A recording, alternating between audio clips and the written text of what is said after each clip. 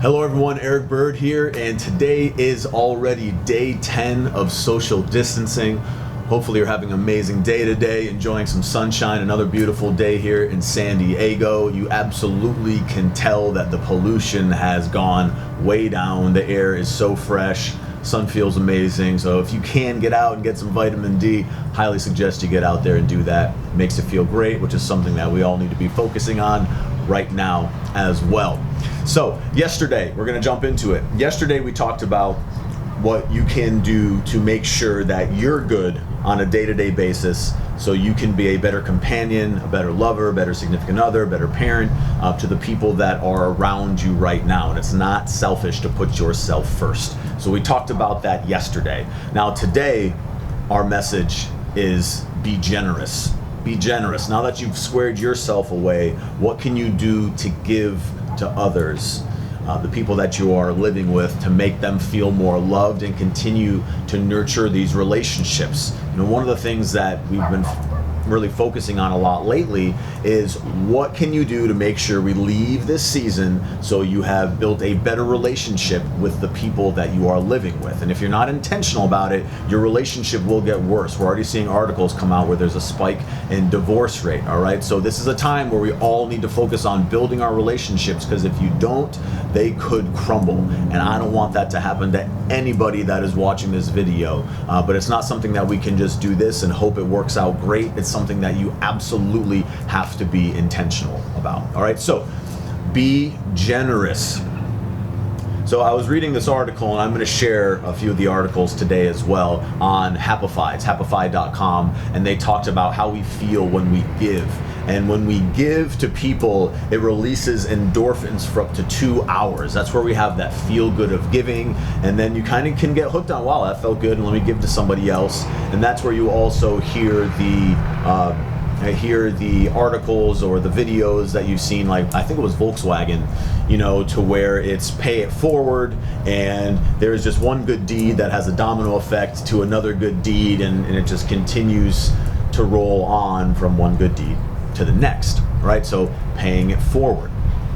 So in Happify, there was also, they talked about where they had everyone spend $5 on themselves and then spend $5 on somebody else, and then they measured how people felt after that, and there was a much larger group of people that felt better about giving the $5 gift to somebody rather than just taking it for themselves. So there's absolutely a science behind the feel good of giving. All right, so be generous. Really focusing on right now nurturing those relationships, the people that you're living with.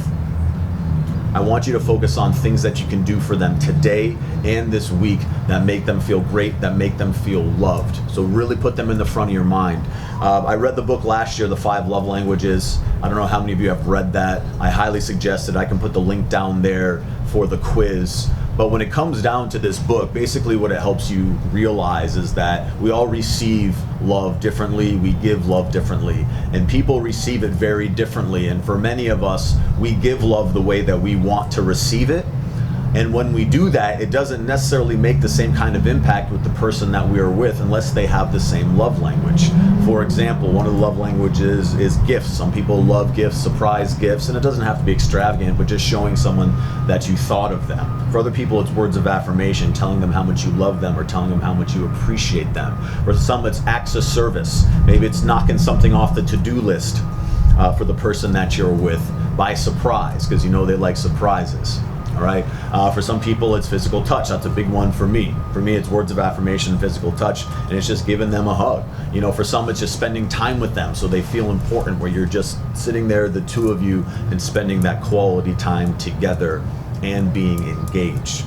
So it's important, as you're being generous with your time and being considerate of the people that you live with and that you love, that you're doing things for them that you know are going to make them feel great and make them feel loved. And that's something that's very important right now, again, to continue to nurture and build those relationships with your loved ones. Okay, so I'm going to ask some of you to be a little cheesy, a little corny. It's not that cool. Some of the questions that I'm going to suggest that you ask, that I'm going to challenge you to ask, you might go, oh, that's hokey, Eric, or that's cheesy.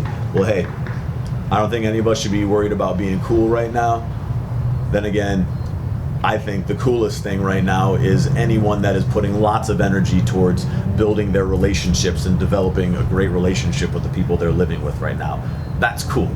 So let's put our energy there. All right. So asking a couple of questions, right? Because you don't want to just do something for them that you think they'll enjoy. Now, that doesn't mean don't do surprises. People like surprises, so still do some of those surprises. But really finding out what's important to them. So let's ask one question. Ask your significant other, what makes you feel good and loved and connected to me? What are those things that I can do? What are the things that I do that make you feel loved and connected to me? Find that out. Then ask them, I learned this at an event years ago, and they said, hey, ask your significant other, what can I do to love you better? What can I do to love you better?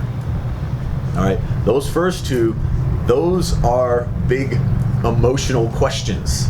All right, and remember, right now people are very emotionally charged. It's funny, right before I started to film this, my mother sent me a message. It was from a CNN, and the woman on the Today Show, she broke down crying when she was talking to Drew Brees, the professional football player who just donated $5 million to Louisiana to help in the medical efforts during these challenging times. And at the very end, she broke down crying.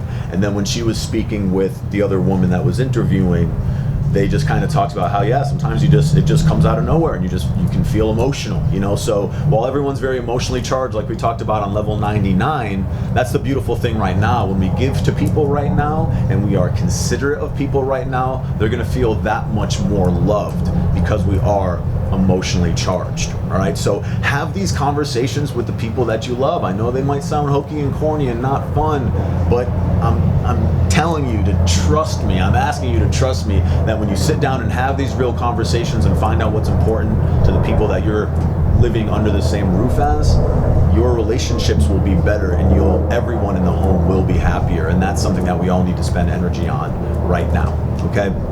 So the other thing I want you to ask them, the third thing is, what can I do today, tomorrow, or this week that will make you feel happy? What can I do?